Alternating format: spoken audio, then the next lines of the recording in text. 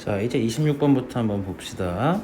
그래프에 대한 얘기니까 자, 해석 잘 하시면 크게 어려운 건 없을 거예요. 자, 볼게요. 이 참수 y는 fx의 그래프랑 y는 x-1의 그래프가 그림과 같을 때 다음 부등식을 만족시키는 모든 자연수 x 값의 합을 구하시오. 결국에는 그냥 이 부등식을 푸는 거예요. 푸는 거. 자, 그러면 이번에는 로그 부등식이죠. 로그 부등식. 자, 뒤에서 나오겠지만 일단 그래프 파트에서 같이 일부러 뭐라는 거거든요. 같이 한번 볼게요. 자, 로그도 잠깐 보면 똑같아요. 지수함수처럼 밑을 통일한다요. 자, 로그의 밑은 여기 3, 여기 3분의 1이죠. 자, 밑을 통일합시다. 그럼 왼쪽은 로그의 3의 fx고요. 그 다음 오른쪽은 로그의 3분의 1이니까 3의 마이너스 1 제곱이라서 앞으로 t 나온다고 치면 얘가 마이너스가 이렇게 붙으면서 x 마이너스 1이 들어가겠죠. 자, 그럼 이걸 풀란 얘기니까 마찬가지로 지수 부등식을 풀 때처럼 3의 fx고 이걸 오른쪽으로 넘깁시다. 그럼 로그 3의 x 마이너스 1이 되니까 이제 얘랑 얘를 비교하시면 되는 거고요. 로그 부등식은 이전에 해야 될 게 항상 잊지 말아야 되는 게 진수 조건과 밑 조건을 고려하시는 걸 잊으시면 안 돼요. 뒤에서 더 자세하게 다룰 거예요. 자, 그래서 일단 밑에는 3이 일단 있으니까 우리는 진수만 본다. 그래서 위에 있는 fx는 0보다 커야 되고요. 그 다음 x-1 또한 0보다 커야 됩니다가 진수 조건으로 걸려 있을 거예요. 자, 그럼 봅시다. 이런 조건이 걸려 있는 상태에서 밑이 1보다 크니까 fx보다 x-1이 크거나 같은 부등식을 풀어줍시다라는 얘기거든요.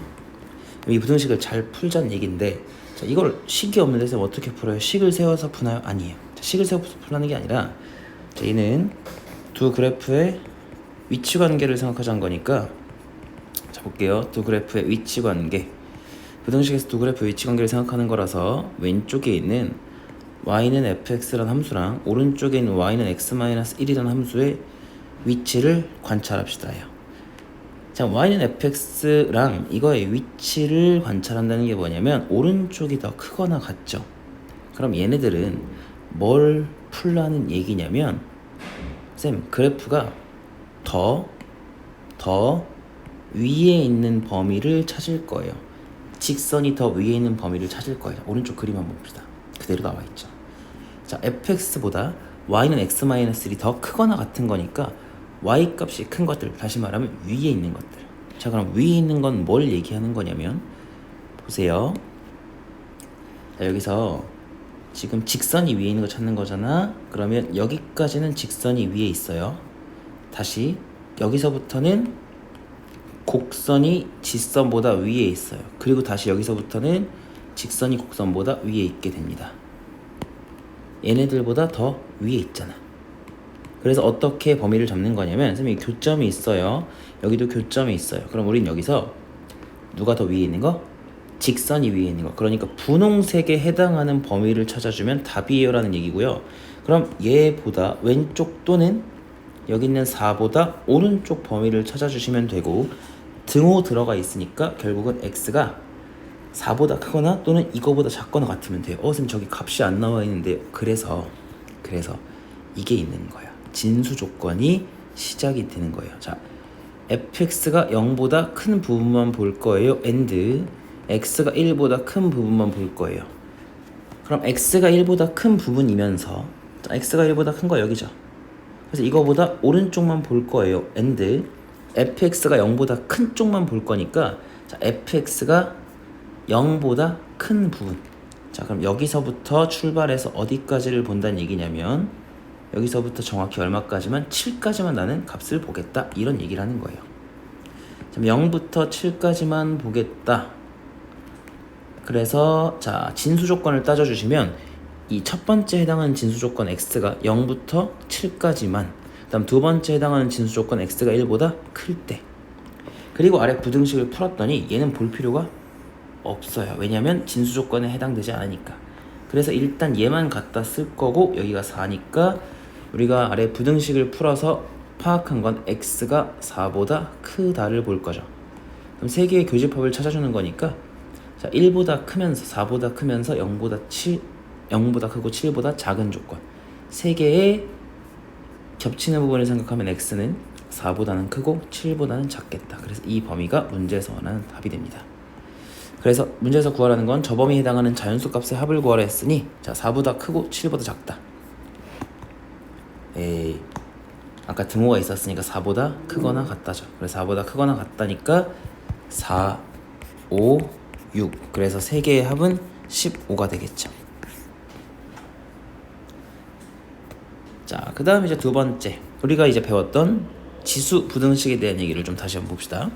자, 마찬가지로 2차함수 fx랑 1차함수 gx의 그래프가 나와 있고요, 아래에. 그럼 우리가 봐야 되는 건 2분의 1의 fx의 그리고 gx의 곱한 형태예요. 자, 일단 놔두시고 오른쪽이랑 왼쪽에 다 지수꼴이 나와 있으니까 가장 먼저 해야 될 건 미통일. 자, 오른쪽에 있는 8분의 1 또한 2분의 1로 통일이 가능하죠. 그래서 2분의 1의 몇 제곱? 세제곱 gx가 됩니다. 자, 그러면 밑이 1보다 작으니 얘랑 얘는 부등호 방향이 바뀝니다. 그래서 fx 빼기 3으로 묶으면 여기 gx가 들어갈 거고요. 이게 0보다 작거나 같다. 자, 여기는 얘를 이쪽으로 넘겨서 인수분해한 거예요. 그럼 얘는 아까 앞에서 봤던 얘랑 얘 부호 가지고 따지는 거니까, 자, 곱한 게 0보다 작거나 같대요. 그럼 얘가 0보다 작거나 같으면서 얘는 0보다 크거나 같다. 마플. 또는 얘가 0보다 크거나 같으면서 얘는 0보다 작거나 같은 경우. 두 가지가 있겠죠. 그래서 1번 케이스, 2번 케이스를 풀어줍시다. fx는 3보다 작거나 같고 gx는 0보다 크거나 같은 곳을 고르고, 자, 두 번째 2번은 fx는 여기다가 씁시다. 2번은 fx가 3보다 크거나 같으면서 gx는 0보다 작거나 같은 경우를 골라주자는 얘기니까, 자, 1번에 해당하는 것부터 한번 볼게요. 1번 fx가 3보다 작거나 같다? 그럼 우린 또 해야 될 게 이거죠. y는 3보다 어디 있는 거? 아래에 있는 거. 자, 그럼 y는 3은 지금 여기 이렇게 있으니까 fx가 y는 3보다 아래쪽에 있는 부분을 골라라 라는 얘기고, 그럼 fx의 3보다 아래에 있는 부분은 여기 부분이지. 이렇게 되어 있는 이 부분. 그 동시에 gx는 0보다 큰 부분을, 크거나 같은 부분을 골라라. 그럼 gx가 x축보다 어디 있는 걸 찾으라는 얘기예요? 위에 있는 걸 찾아라. 그러니까 여기서부터 이 범위를 얘기하는 거겠죠. 그럼 노란색이랑 초록색의 공통 범위는 지금 보시는 것처럼 3보다 크거나 같으면서 여기까지 5보다 작거나 같은 그 부분. 그래서 여기에 해당하는 해는 x가 3보다 크거나 같고요, 5보다 작거나 같아요가 되겠죠. 자, 그 다음 그 아래 거 마저 풀어줍시다. 이번에는 지우고 우리가 찾는 범위 또 한번 색깔로 칠해봅시다. 이번에는요, y는 fx가 y는 3보다 위쪽에 있는 걸 찾는 거고, 그럼 y는 fx가 y는 3보다 위쪽에 있는 건 여기 이 더듬이처럼 생긴 바깥쪽 부분을 얘기하는 거겠죠. 그럼 얘랑 gx는 0보다 작거나 같은 부분이니까 이번에는 3보다 작거나 같은 이쪽 부분이 되겠죠. x축보다 아래에 있어야 되니까, 다시 말하면 y는 0보다 값이 작거나 같아야 되니까. 자, 그럼 저것의 공통 부분을 생각해주면, 선생님 색깔이 겹치는 데 없는데, 아니 보세요, 1보다 작거나 같은 부분에 있고 이거보다 크거나 같은 부분은 겹치는 게 없죠. 자, 그럼 파란색과 노란색이 겹치는 부분은 결국에 x가 3보다 작거나 같다? 아니, 안 겹치는 부분이 있어요. 여기가 3이고요 그 다음에 여기가 1이에요 그러면 두 개의 교집합은, 자, 3보다 작거나 같으면서 1보다 작거나 같은 거, 동시에 만족시키는 거 찾는 거니까 x는 1보다 작거나 같은 게 되겠죠. 그래서 두 개의 동시를 만족하는 자연수들을 구하라. x는 3, 4, 5 그리고 아래에서는 1. 그래서 이걸 합하시면 7, 12, 13이 되겠죠. 그래서 답은 4번 찍어주시면 된다는 얘기예요. 할만하죠?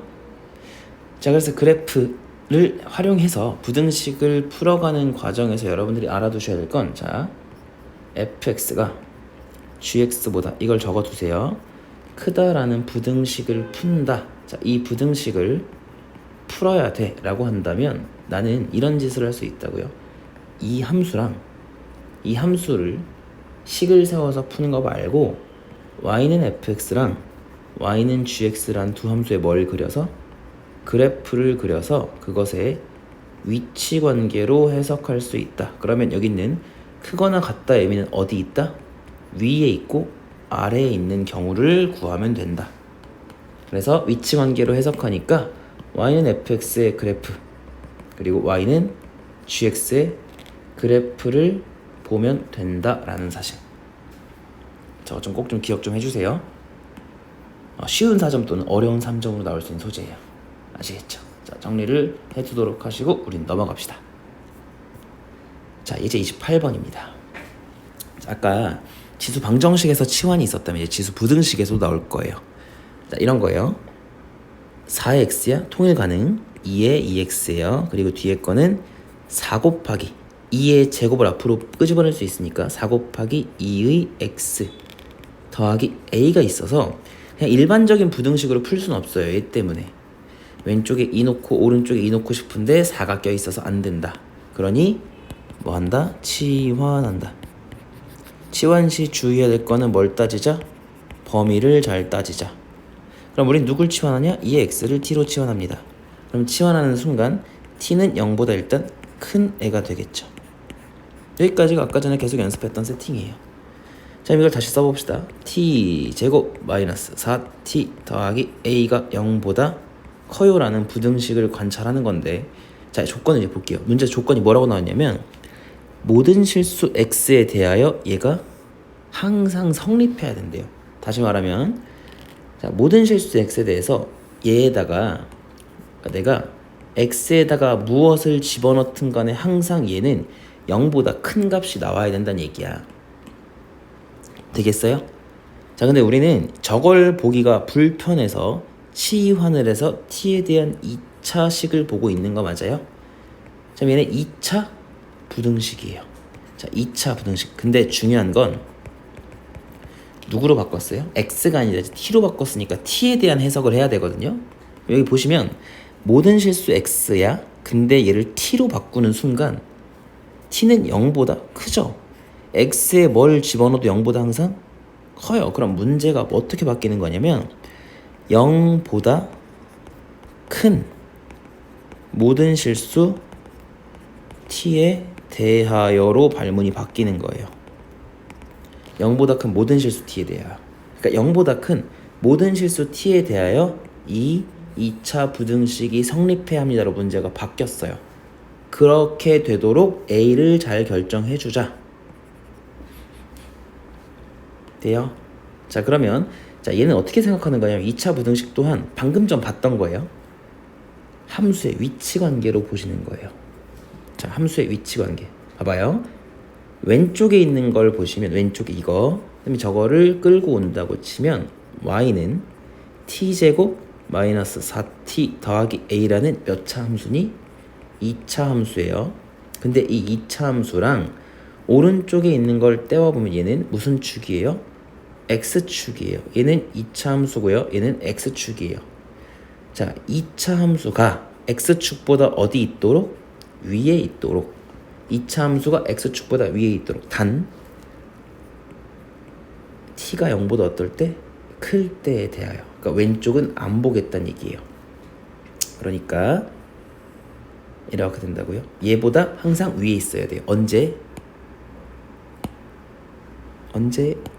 y축보다 왼쪽에 있을 때. 이거 기준 오른쪽에서만. 그럼 얘들아 판별식을 그냥 바로 쓰면 안 되는 게, 그러니까 이거 보면 판별식을 막 쓰고 싶을 텐데, 그러니까 이렇게 돼도 괜찮습니다. 그래프가 여기를 내려갔다가 이렇게 올라와도 괜찮아요. 왜냐면 우리는 이쪽에서만 보는 거니까. 우리가 어디서만 보는 거냐면 이쪽에서만 보는 거잖아. 그럼 보시다시피 쌤 이거 기준으로 오른쪽에서는 항상 x축보다 위에 있어요. 맞네요. 이렇게 된다고.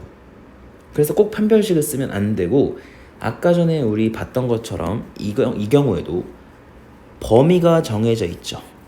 범위가 정해져 있죠. 그러면 또다시 범위가 정해져 있으니 함부로 내가 뭘 판단할 순 없고, 범위가 주어지면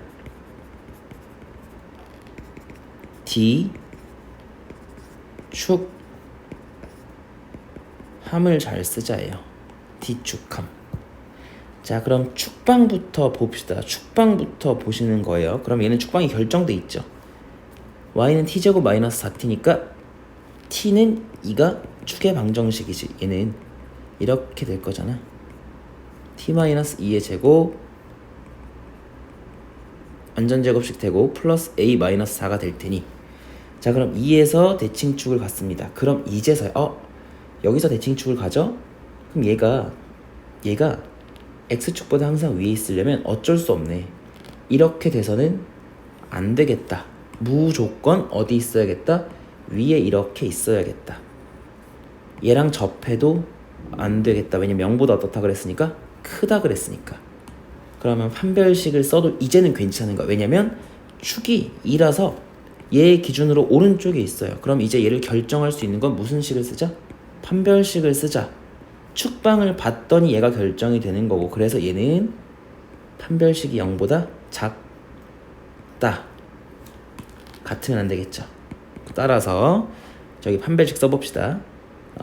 b의 제곱 4분의 d 판별식 쓰시면 4 빼기 a가 0보다 작아요. 그래서 a는 4보다 큽니다. 그래서 실수 a의 범위는 4보다 커요가 된다는 얘기예요.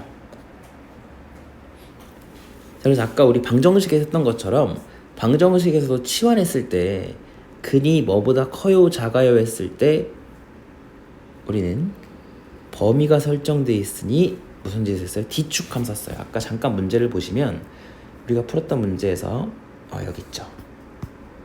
자, 얘나 22번 둘 다 범위가 정해져 있었어요. 그때 두실근이 1보다 커라. 치환해서 두실근이 1보다 커라. 또는 그 아래에서는 두실근이 오직 하나의 실근을 갖는다. 근데 범위가 또다시 0보다 컸어요. 이런 경우에는 D축함을 꼭 보셔야 된다. 단순히 판별식을 쓰면 안 된다. D축함을 쓰자. 마찬가지로 범위 주어졌으니까 D축함 보자. 2차 방정식, 2차 부등식 풀 때 D축함 보자. 자, 마찬가지로 마지막 29번도 같이 한번 볼게요. 자, 또다시 모든 실수 x에 대하여 3으로 통일 가능, 3으로 통일 가능. 근데 9가 달려있다. 안 되겠다. 치환하자. 범위를 따져주자. 3의 x를 t로 치환하자. 범위는 0보다 크다. 자, 그럼 식을 다시 써보자. t 제곱 마이너스 k 곱하기 t 플러스 9. 얘가 0보다 크거나 같은 게 성립하도록 하세요. 자, 그럼 문제 바꾸자. 모든 실수 x에 대하여 그럼 나는 인식하기를 0보다 큰 모든 실수 t에 대하여. 또다시 범위가 나왔습니다. 모든 실수 t에 대하여가 아니라 0보다 큰 모든 실수 t에 대하여 이 부등식을 성립하게 해야 되니까 마찬가지로 또 뭐 쓰겠다? D축함을 쓰겠다라는 생각. 이 축방을 먼저 쓸 건데 그럼에도 불구하고 D축함이라고 부르는 이유는 D축함이 더 찰져서 잘 외워지더라고 보니까. 그래서 D축함을 외우시면 좀 편할 것 같아요. 축D함보단 D축함이 나아요.